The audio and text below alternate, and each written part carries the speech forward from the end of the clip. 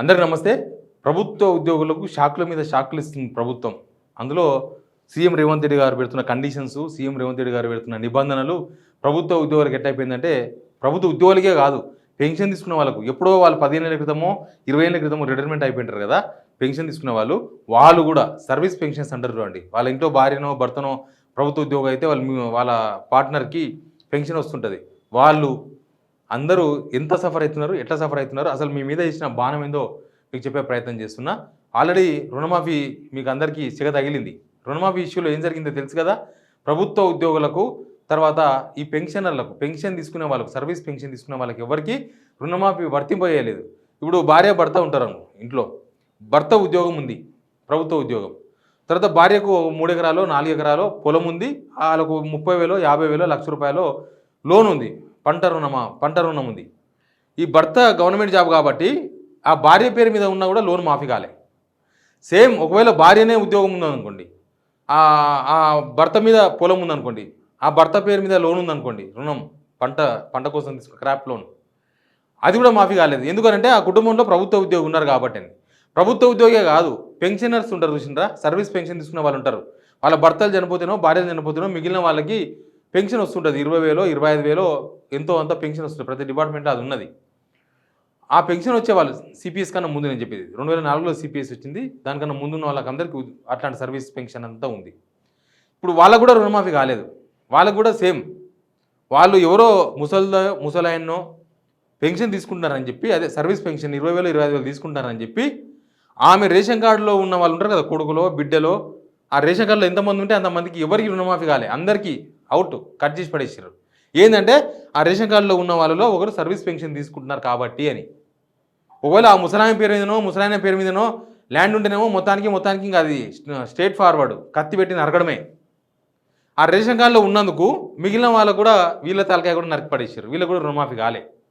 ఇప్పుడు రుణమాఫీ ఒక్కడే కాదు, ముందు చాలా స్కీమ్స్, చాలా వ్యవహారాలు ప్రభుత్వ ఉద్యోగులు డిస్క్వాలిఫై కాబోతున్నారు.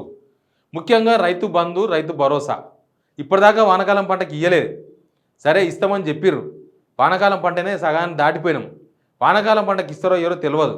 మళ్ళీ నెక్స్ట్ యాసంగికి పంట వేసిన వాళ్ళకి ఇస్తామని అంటారో, పంట వేయకుండా ఉత్తగా విత్తనాలు వేసి కూర్చుంటే ఇస్తామంటారో ఏమో తెలియదు. ఒకవేళ పంట వేసిన వాళ్ళకి ఇస్తామంటే చాలా మంది కట్ అయిపోతుంది. ఇంతకుముందు కూడా చెప్పిన, బోర్ల కింద లేకపోతే కాలువల కింద ఉన్న వాళ్ళు మాత్రమే యాసంగిలో పొలాల్లో విత్తనాలు వేస్తారు, పంటలు వేసుకుంటారు. మిగతా ప్లేసుల్లో నీళ్లు దొరకవు కాబట్టి వాళ్ళు వేయకపోతే వాళ్ళకు రైతు బంధు, రుణం ఏది కాదు. ఇప్పుడు ప్రభుత్వ ఉద్యోగులకు రైతు బంధు, రైతు భరోసా కూడా కట్ చేసే యోచనలో ప్రభుత్వం ఉంది. ఇప్పుడు రుణమాఫీ చూసిన తర్వాత, రుణమాఫీ లెక్కలన్నీ కూడా చూసిన తర్వాత, ఇక నెక్స్ట్ పెన్షన్స్ తీసుకున్న వాళ్ళకు, సర్వీస్ పెన్షన్ తీసుకున్న వాళ్ళకు, ఆ సర్వీస్ పెన్షన్ తీసుకుంటున్న రేషన్ కార్డులో ఉన్న వాళ్ళందరికీ, వాళ్ళు ఎవరైనా కావచ్చు, కొడుకులు కావచ్చు, బిడ్డలు కావచ్చు, కోడళ్ళు కావచ్చు, మనవళ్ళు, మనవరాలు ఎవరైనా కావచ్చు, వాళ్ళెవ్వరికీ రైతు భరోసా లేదా రైతు బంధు ఏది రాదు అనేది చాలా క్లియర్గా అర్థమవుతుంది. దానికి సంబంధించిన విధి విధానాలు రూపొందుతున్నాయని చెప్తున్నారు. కొండలు, కోనలు, లేకపోతే పెట్రోల్ బంకులు, హైవేలకు ఇవ్వకండి. వాళ్ళు ఇప్పుడు కొండల మీద ఏమీ వ్యవసాయం ఎప్పుడు చేయరు వాళ్ళు. కానీ ఏదో నీళ్లు లేవని చెప్పి యాసంగిలో వ్యవసాయం చేయకపోతే, వాళ్ళకి ఇవ్వకపోతే వాళ్ళు అప్పు అవుతారు మళ్ళీ. ఇంకొకటి ఏంటంటే, ప్రభుత్వ ఉద్యోగులు దీనిలో డిస్క్వాలిఫై చేసే విషయంలో ప్రభుత్వం ఉంది. మీకు రైతు బంధు రాదు, రైతు భరోసా రాదు, ఏమీ రావు. నాకు చాలామంది పోలీస్ కానిస్టేబుల్స్ ఫోన్ చేశారు. పోలీస్ కానిస్టేబుల్ జాబ్ ఎంతన్నా, చిన్న జాబు మాది. పోలీస్ కానిస్టేబుల్ జాబ్ ఉన్నందుకు మాకు రుణమాఫీ కాలేదు. రేపు రైతు బంధు, రైతు భరోసా కూడా ఇయ్యరేమో, ఇంకా మా పరిస్థితి ఏంది అని అడిగినారు. నిజమే, చాలామందికి ఇప్పుడు హోంగార్డ్స్ ఉంటారు. హోంగార్డ్స్కు రేషన్ కార్డు ఇయ్యరు. ఏంటంటే అటు ప్రభుత్వ ఉద్యోగి కాదు, ఇటు ప్రైవేట్ ఉద్యోగి కాదు. కానీ ఆయన ప్రభుత్వ ఉద్యోగుల జాబితాలో ఉంచి వాళ్ళకి రేషన్ కార్డు ఇయ్యరు. హోంగార్డ్స్కు ఈ స్కీమ్స్, ప్రభుత్వ స్కీమ్స్ ఏవి అమలు కావు. సేమ్ ఇప్పుడు పోలీస్ కానిస్టేబుల్స్ అడుగుతున్నది కూడా అదే. నాకున్నది 2 ఎకరాల పొలము. ఆ 2 ఎకరాల పొలానికి ఒక 30,000 అప్పు తీసుకుంటే, మేము ప్రభుత్వ ఉద్యోగి అని చెప్పేసి నాకు రుణమాఫీ చేయలే. మా పక్క ఒక ఆయన ఆసామి ఉన్నాడు. ఆయనకు పెద్ద 5 అంతస్తుల బిల్డింగ్ ఉంది. ఆయనకి 20 ఎకరాల పొలం ఉంది. 1,50,000 అప్పు ఉంది, లోను. ఆయనకు వైట్ రేషన్ కార్డు కూడా ఉంది. ఆయనకు మాఫీ అయింది. వీళ్ళు చేసిన 22 లక్షల మంది రైతులకు చేశారు కదా, దానిలో ఆయన కూడా ఉన్నాడు. ఇప్పుడు ఇక్కడ కానిస్టేబుల్ ఉద్యోగం చేస్తున్న ఆయనేమో 2 ఎకరాల పొలం అయినా 70,000 లోన్ ఉంది. ఈయన ప్రభుత్వ ఉద్యోగం ఉంది కూడా కావాలేదు. ఆయనకు అంత 20 ఎకరాల పొలం ఉన్నా, 5 అంతస్తుల బిల్డింగ్ ఉన్నా ఆయనకు రుణమాఫీ అయ్యింది. ఇప్పుడు ఎవరిది తప్పు అనాలి, ఎవరిది కరెక్ట్ అనాలి, ఎవరిది తప్పు అనాలి? కానిస్టేబుల్ జాబ్ ఉద్యోగం చేస్తున్నాడు కదా, బతుకు తెరువు కోసమే కదా. కానిస్టేబుల్ జాబ్ చేస్తే ఏమన్నా లక్షల కోట్లు సంపాదిస్తారా? ఎవరో లంచాలు తీసుకుని సంపాదిస్తుండొచ్చు, కానీ పోలీస్ కానిస్టేబుల్స్కి ఏముంటుంది ఇప్పుడు?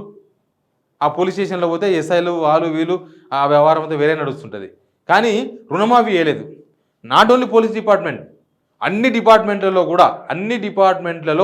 ఒక 4th క్లాస్ ఎంప్లాయీస్ తప్ప మిగతా అన్ని రకాల ఉద్యోగులకు వాళ్ళకు రుణమాఫీ కాలేదు. మీకు రైతు భరోసా లేదా రైతు బంధు కూడా రాదు, అది కూడా కట్.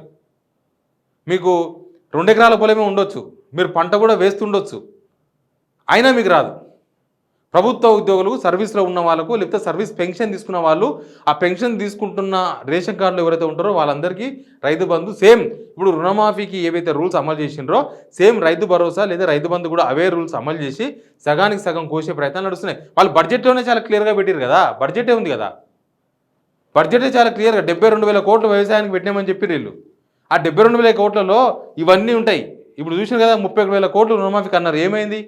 17,900 కోట్లు క్లోజ్ చేసి పడేసారు. సేమ్ రైతు భరోసా కూడా అంతే.